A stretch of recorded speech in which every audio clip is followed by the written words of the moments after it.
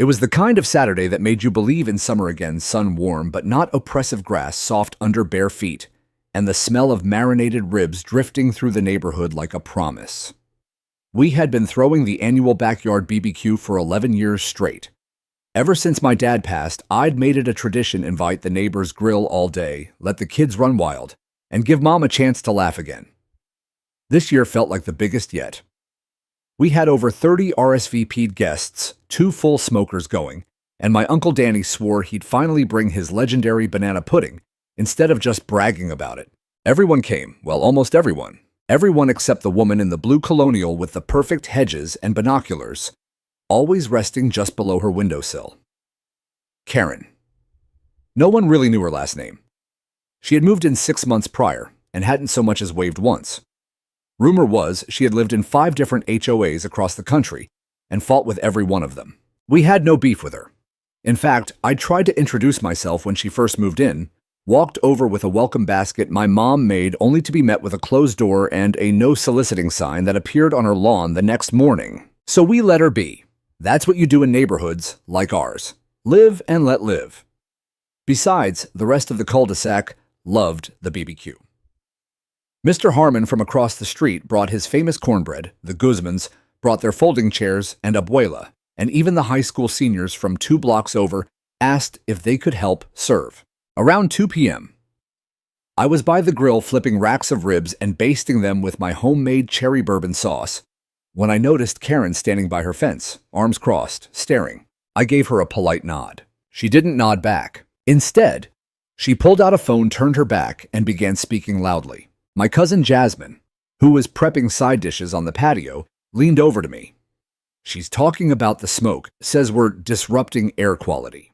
I laughed, thinking she was joking, but Jasmine wasn't smiling. She said she'll report us to the HOA, she added, wiping her hands on a dish towel. Wants to review open flame regulations for shared zones. I squinted over at Karen's property line. It was at least 12 feet from our grill with a stone wall in between. No branches overhead. No fire hazard. Nothing. She serious, I asked. Jasmine nodded. Dead serious. I shrugged. Let her. We're not doing anything illegal. For the rest of the afternoon, we tried to ignore it. Music played. Kids chased bubbles.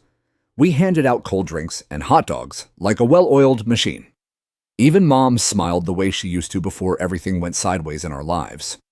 For a few hours, we had that old spark back, that sense of belonging, of home. Then, as the sun began to dip and the sky blushed in gold, it happened. Karen returned, this time not alone. She walked straight to the edge of our lawn, holding a laminated sheet of paper, HOA bylaw excerpts, highlighted in orange, yellow, and pink. Her voice cut through the chatter like a slap. You are in violation of sections 8.3, 10.4, and 12.1 of the HOA covenant. I turned off the music. She continued. Excessive smoke, amplified noise, and unauthorized gatherings exceeding 10 individuals. I stepped forward. Ma'am, we've hosted this BBQ every year. No one's complained. We're not violating anything. Karen smirked. That's because no one enforced the rules before I moved in. Then she did something I didn't expect. She pulled out her phone again and started filming us. You're all being documented, she said. For the record, HOA will be notified. People looked around, confused. Some laughed nervously. Others whispered. I felt heat rise in my face, not from the grill. Before I could say anything, she turned and walked away, still filming her voice saying, endangerment of public space. I will be submitting a formal report first thing Monday. I tried to shake it off. Tried to focus on packing up the food, thanking guests, making sure no trash was left behind. But the mood had shifted. Kids were quiet. Adults murmured in clusters. Mom went inside early. That night, I got a text from an unknown number. You will be hearing from the HOA. Enjoy your little party. I didn't sleep well. Not because I thought we'd done something wrong, but because I knew people like Karen. I'd seen them in courtrooms, in hearings, in small-town politics. People who didn't just want to follow rules, they wanted to be the rules. And when those kinds of people feel ignored, they escalate. And I had a feeling Karen was just getting started. Monday morning came with a thud, a literal one. As I opened my front door to grab the paper, I nearly tripped over a large, white envelope sitting on the doormat. It wasn't the usual mail. It had the HOA's embossed logo in the corner and my full name typed in bold across the front. Inside was a formal notice of violation. Violation, unauthorized, community gathering, subsections cited excessive noise, open flame, obstruction of neighbor enjoyment. Penalty, initial warning with potential fines up to $250 per infraction per day. Attached to the notice were 2 printed photos. One showed me flipping ribs at the grill. The other, taken from Karen's upstairs window, I'd bet anything showed the yard full of guests. It was time-stamped, labeled Exhibit A. My stomach dropped, not because I was guilty, but because this confirmed what I already suspected: Karen wasn't bluffing. She was building a case. I showed the letter to my mom at the kitchen table. She read it in silence, then looked up with tired eyes. "Don't let her ruin this," she said quietly.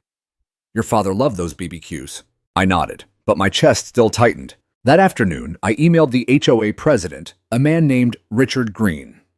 He had always been reasonable in the past, showing up to neighborhood meetings in jeans and eating 3 servings of my mac and cheese at every block party. I wrote, "Dear Mr. Green, I received a violation notice this morning related to our family BBQ.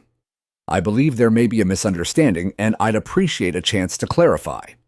Our gathering complied with all safety guidelines and was well within property limits. I look forward to resolving this respectfully. Best, Lucas." His reply came 2 hours later. Short, cold. "Dear Mr. Lucas, thank you for your note. As per HOA procedure, complaints must be formally addressed in writing and will be reviewed at the next scheduled board meeting. In the meantime, please refer to your HOA handbook for clarification on event limitations. Sincerely, Richard Green, HOA president." No apology, no acknowledgement of the years I'd lived here in peace. Just a brush off. That evening, while walking to retrieve the recycling bins, I noticed Karen outside clipping her hedges with a pair of sharp chrome shears. Her lips curled into a thin smile. "Hope you liked the letter," she called. I didn't respond. "You know," she added, trimming a bush into a disturbingly square shape, "some of us actually read the bylaws." I turned and walked back up the driveway. The next day, I found a second envelope. This one had a yellow sticky note on top, second documentation for HOA records. Inside were printed screenshots of my cousin Tom, the police chief, helping my grandmother into a lawn chair. The caption underneath read, "Possible code conflict, law enforcement, attending private event in uniform." There was even a claim about neighborhood intimidation via perceived authority presence. I laughed out loud. Karen was accusing my cousin, the police chief, of intimidating neighbors by attending a barbecue. It would have been hilarious if it weren't so calculated. I called Tom that evening. He chuckled, but there was an edge in his voice. "She's reaching," he said. "But if she's documenting everything, maybe you should too. Keep your own paper trail." So I did. I began saving emails, taking photos, backing up footage from the backyard security cameras. I even compiled testimony from guests' statements about how peaceful the BBQ had been, how no one felt unsafe or disturbed. It wasn't about a grill anymore. It was about control. Karen was setting the tone for how the neighborhood would function from now on. The HOA was either turning a blind eye or being pressured into compliance. By Thursday, my neighbors began to feel it too. Mr. Harmon received a violation for his wind chimes. The Guzmans were warned about their front porch seating blocking sight lines. Even Jasmine, who parked in front of our house, temporarily got a note about prohibited street-side idling. We were being picked off one by one. At the end of the week, I hosted a quiet dinner for close family. No music, no lights strung up, just us eating tacos in the yard, trying to decompress. My niece was drawing chalk flowers on the patio when Karen walked by on the sidewalk. She paused, took out her phone, snapped a photo, didn't say a word, just turned and left. Later that night, another email came in from the HOA, continued reports of outdoor congregation and noise levels. I sat in silence at my desk, staring at the screen. Karen wasn't just weaponizing the bylaws, she was manipulating the system to punish community. And the more people pushed back, the more relentless she became. Still, part of me hoped it would stop at warnings, that she'd feel satisfied being the new sheriff in town. But I was wrong, because what came next wasn't a letter or a complaint or a whisper. It was 911 and flashing lights. Saturday arrived with a nervous hum in the air. Despite everything, Mom insisted we go forward with our smaller version of the BBQ, a tight-knit gathering of immediate family. No music, no extra guests, just enough food to keep tradition alive and spirits from sinking. She said if we give up our traditions to fear, we've already lost more than a grill. I wanted to believe her. We set up the grill behind the garage, far from the street and any sightlines from Karen's windows. We kept voices, low the radio off, and only used our side yard for seating. Even the kids played quieter than usual, as if they sensed the tension shadowing the day. Around 4 p.m., I was turning a batch of skewers when my niece tugged my shirt. There's a lady across the street taking pictures again. I looked up. Karen stood at her mailbox, not checking mail, not walking a dog, just standing. Phone angled toward our driveway. Finger tapping the screen every few seconds. Snap, snap, snap. I pulled out my phone and took a picture of her taking pictures. She quickly turned and walked back inside. 10 minutes later, a white SUV with HOA decals rolled past the house. I recognized the driver, Kevin Mitchell, the HOA compliance officer. Young guy, maybe 28, who once borrowed my snowblower. He didn't stop, just slowed to a crawl, eyes flicking from our porch to the grill like he was taking mental notes. Mom came over, drying her hands. They're trying to catch you breaking something. I haven't broken anything, I muttered. No open flames near fences. No loud music, no code violations. But you're smiling, she said, half joking.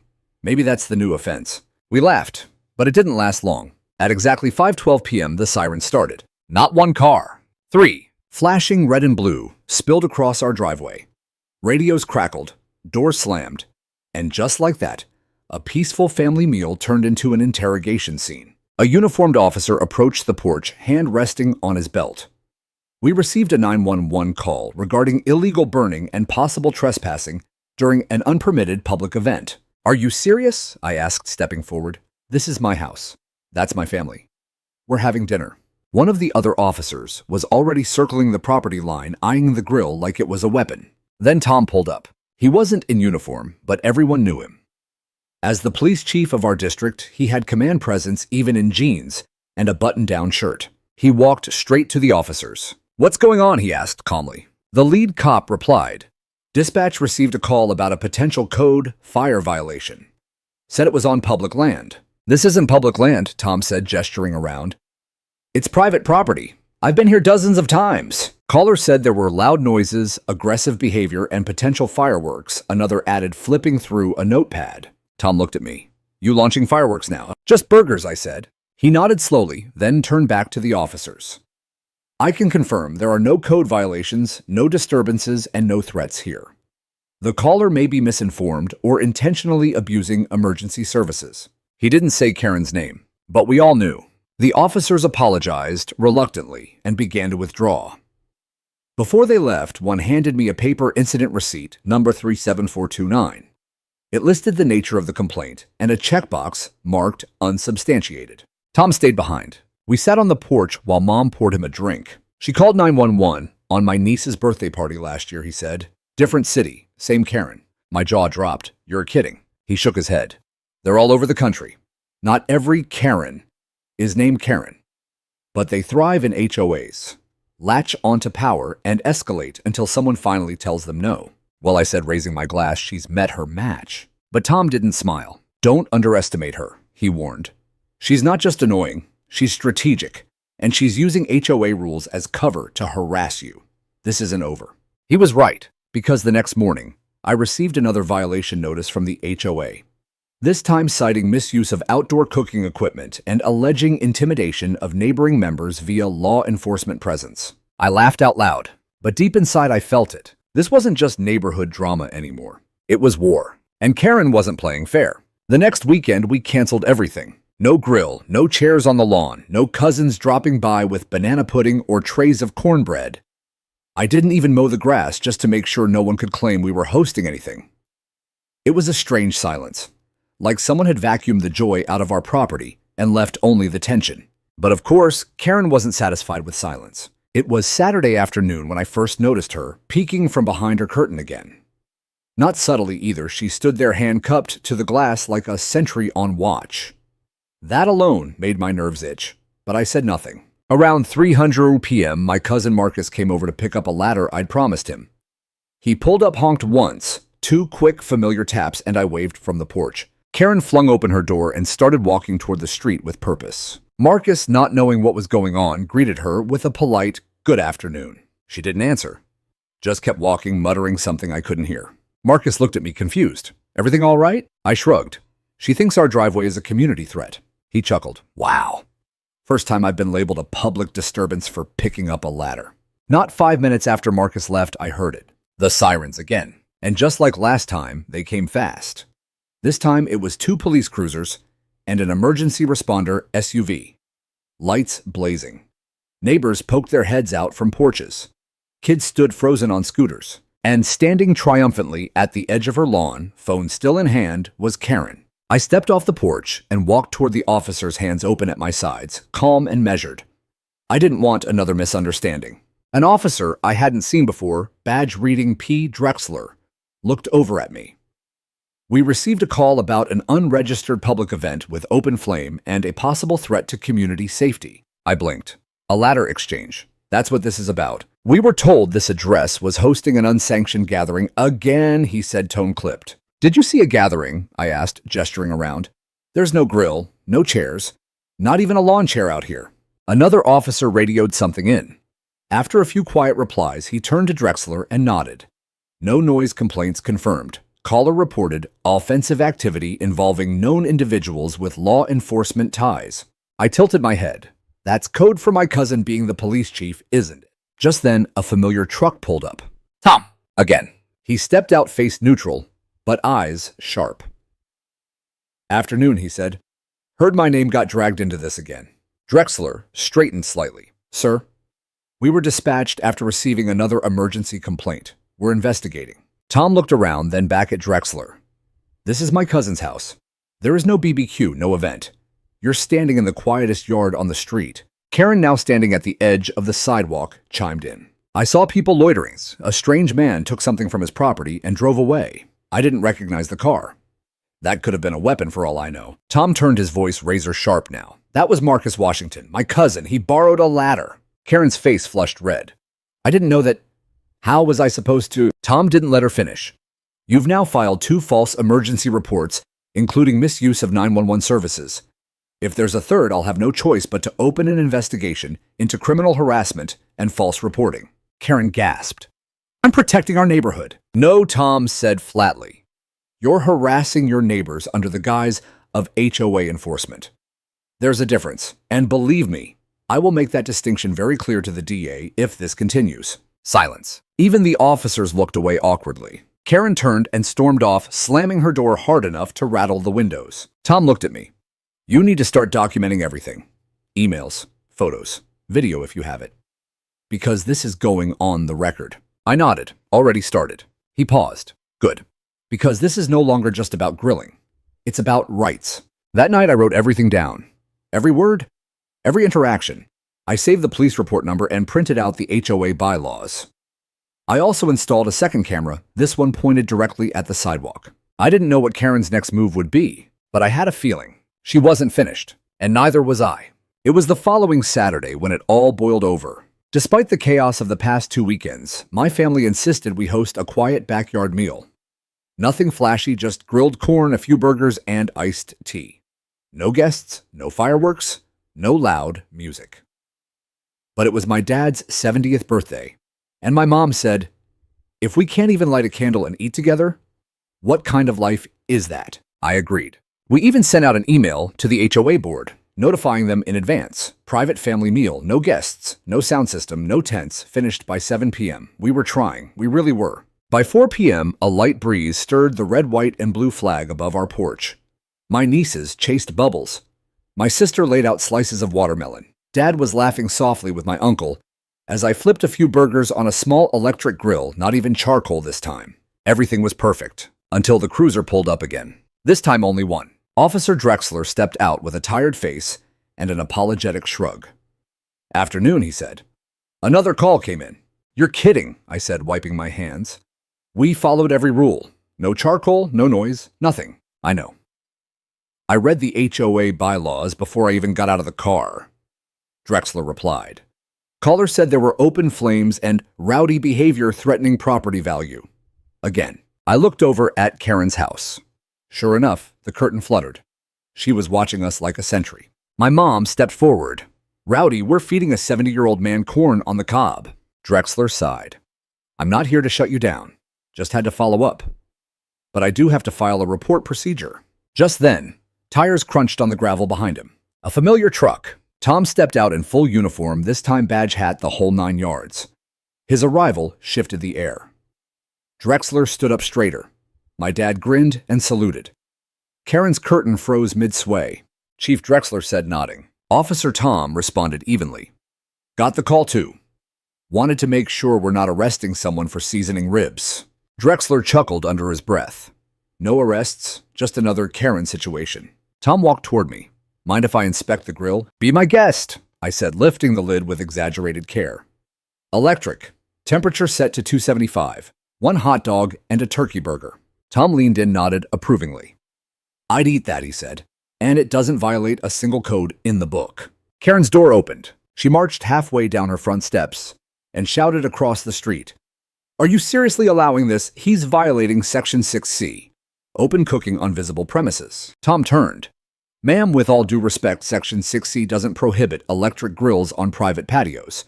You can read it yourself in the amended bylaws dated March 2018. Would you like a copy? Karen froze, hand clenched around her phone. Tom continued, voice louder now. This household is in full compliance. And if another baseless 911 call is made, it may qualify as criminal misuse of emergency services. Neighbors were watching from porches now. Karen glanced around, then turned and stormed back inside without a word. Tom turned back to us. I'd say the chicken's safe. We laughed, and for a moment things felt lighter. But I saw it in Tom's eyes. This wasn't over. When the officers left, Tom stayed behind for cobbler and sweet tea. While the kids played, he leaned close and whispered, I pulled dispatch logs. She's made 6 non-emergency calls about your house in 3 weeks. That's a pattern. And a problem, I said. He nodded. Start saving everything. Emails, voicemails, HOA letters. Because if she's building a paper trail, we need one too. Before he left, he placed a small discreet audio recorder on our porch table. In case things escalate, he said, they would. By Monday morning, the email hit my inbox like a thunderclap. Subject: formal complaint regarding improper law enforcement conduct and homeowner violations. It came from the official HOA email address, but the tone and wording screamed Karen. Her fingerprints were all over it. The body of the email read like a novella. Wild accusations, claims of favoritism by local police, intentional neighborhood destabilization, and of course her new favorite phrase, undue grilling privileges. It demanded that I be barred from hosting any outdoor events for a minimum of 6 months, and more shockingly, that the HOA petitioned the city to have my cousin Tom investigated for dereliction of duty and conflict of interest. She didn't just want me quiet, she wanted war. And she wanted to take down the police chief to do it. My phone rang before I could even finish reading. It was Tom. She sent the same thing to the mayor's office, he said, unamused, and to internal affairs. They called me this morning.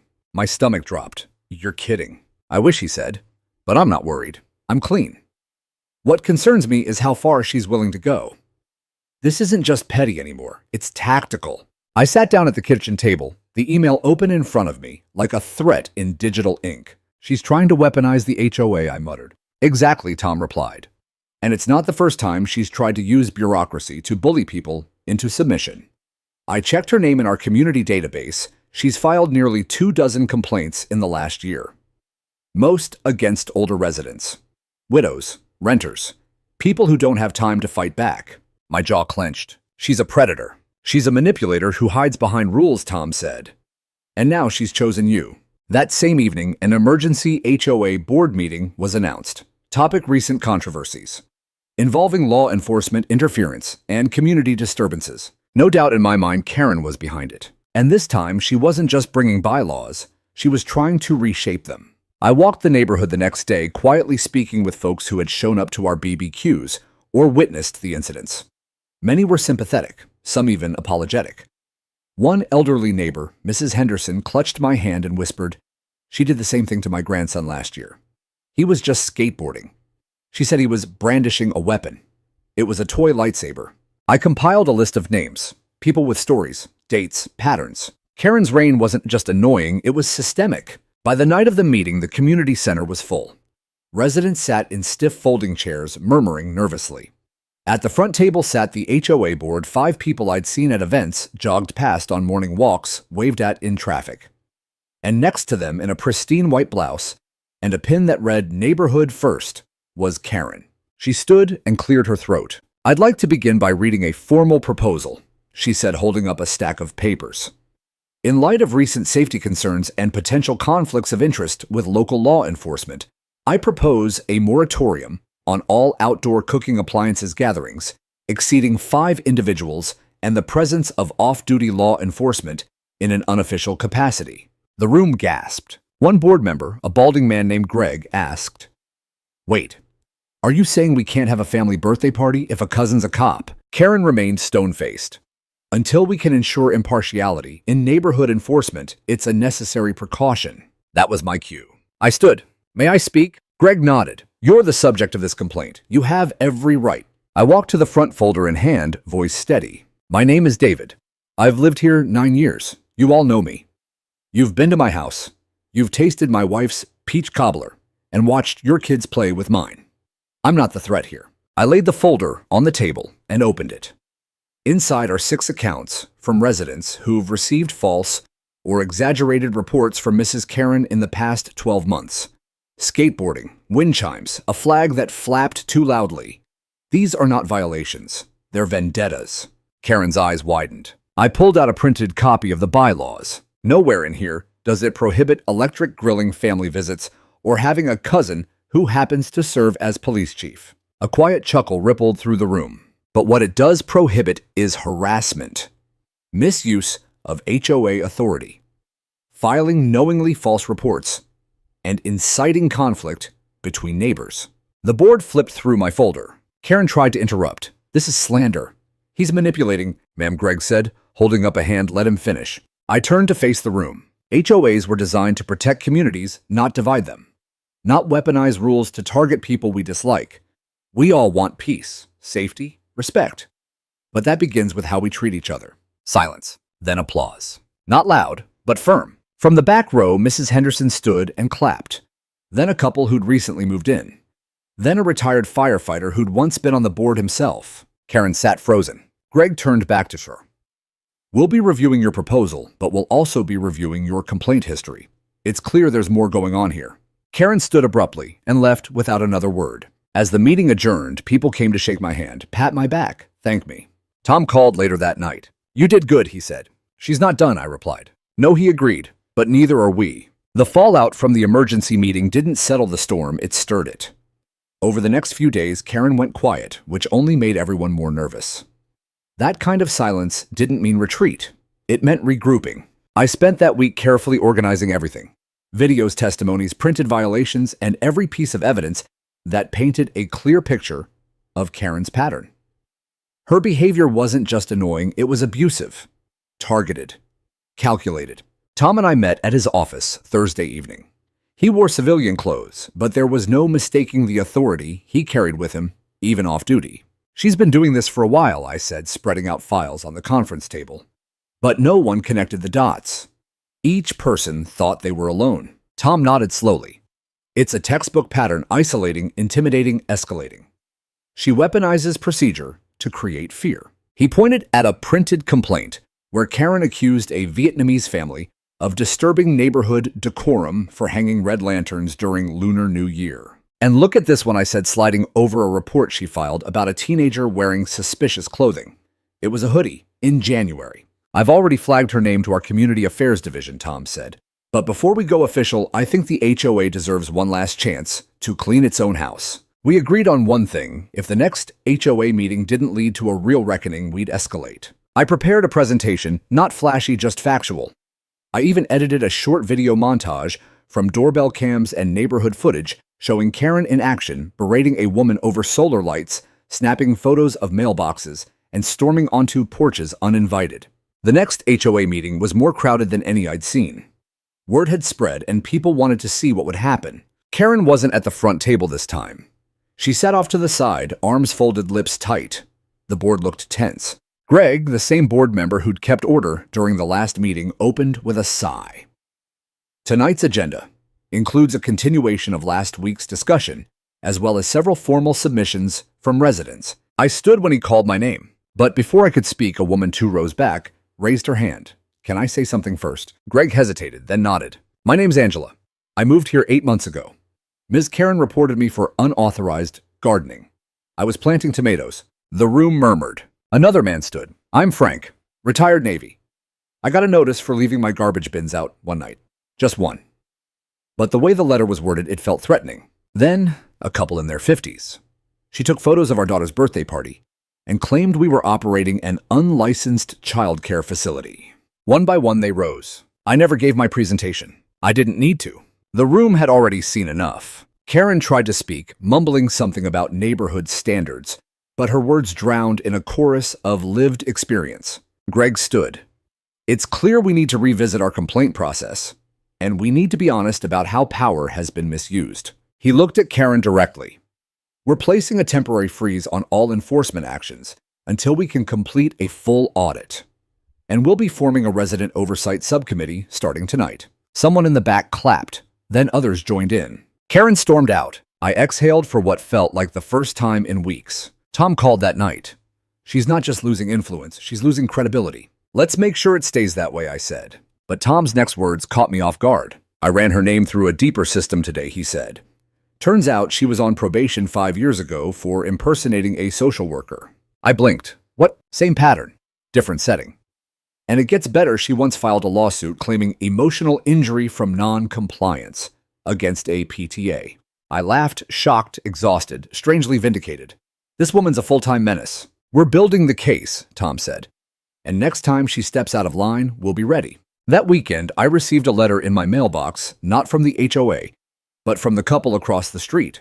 Handwritten, thanking me for standing up for giving their daughter a safe place to ride her scooter without fear. It wasn't over, but we were no longer alone. After the meeting, momentum shifted.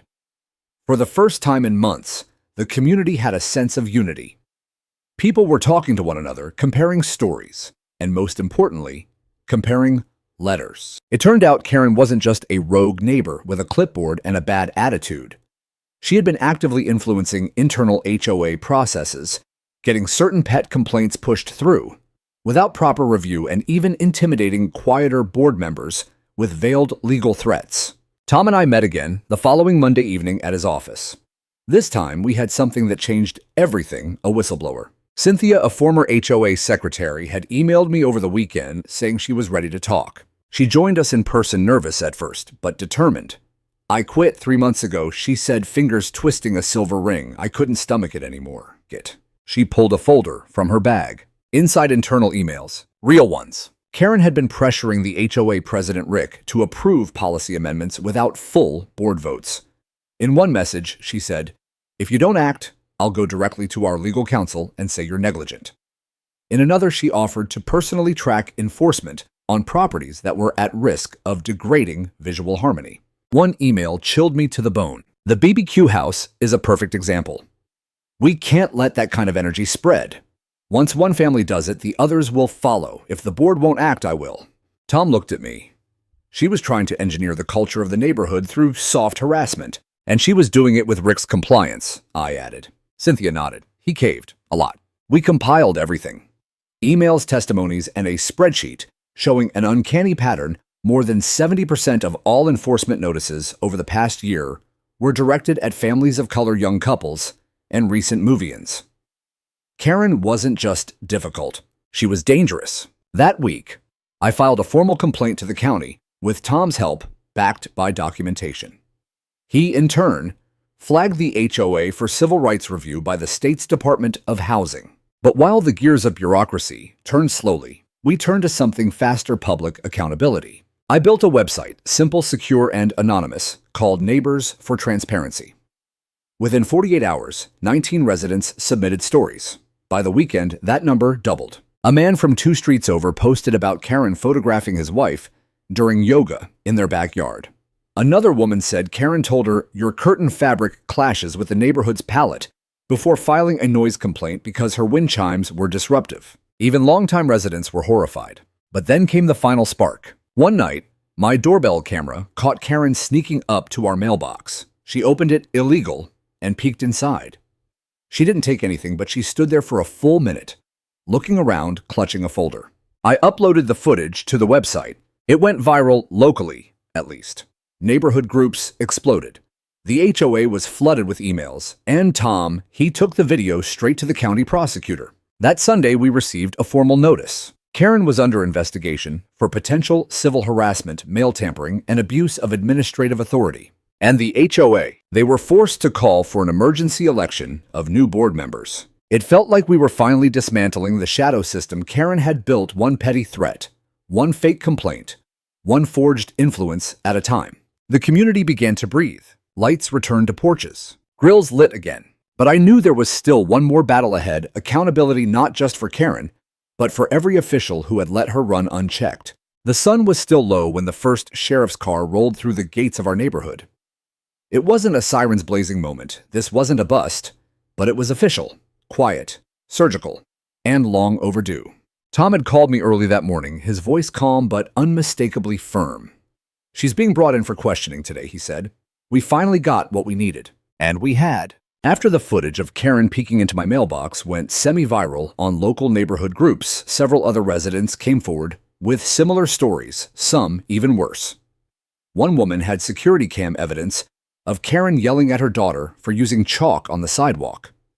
A retired teacher had a note slipped into his door unsigned, but unmistakably, Karen's wording saying he lowered the visual tone of the street with his flower pots. But it wasn't just the harassment. It was the pattern. The way Karen had manipulated HOA policies, filed complaints with fraudulent interpretations of bylaws, and pressured the previous board president, Rick, to greenlight enforcement actions without votes. In some cases, she'd outright forged documents using scanned HOA letterheads to issue warnings that were never formally approved. Cynthia, the former HOA secretary, provided all of it. Emails, logs, screenshots. Meeting transcripts where Rick admitted in hushed tones that he let Karen run the ship because she was relentless. That alone triggered civil action. But the real bombshell, an anonymous email sent through our website with a PDF attachment, a scanned document from 5 years ago, showing that Karen had been legally banned from serving in any formal HOA role in a previous subdivision following a court settlement for racial targeting and harassment. She had simply moved neighborhoods and started over, no background checks. No one thought to ask. Tom made sure the county saw it. The official charge wasn't flashy civil harassment, abuse of HOA authority, and mail tampering, but the impact devastating. Karen was escorted to the precinct. No handcuffs, no news crew. But she looked pale, shriveled in on herself. She refused to speak without a lawyer. Back in the neighborhood, the fallout continued. The HOA released an official statement that evening. It read like damage control, but they confirmed 3 major things. Karen had resigned all informal roles effective immediately. A full audit of past violations would be conducted.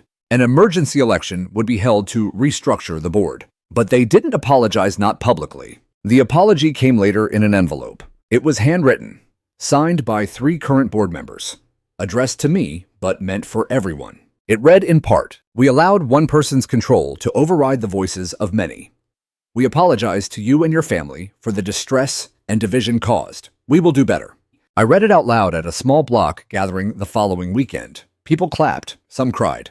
Tom stood beside me in uniform, not as the cousin, but as the police chief who had kept his oath even when it was personal. Sometimes, he said, the hardest fights are the quiet ones. The ones where you don't break the rules to win, but you make sure the rules are finally followed by everyone. Karen's legal case moved slowly.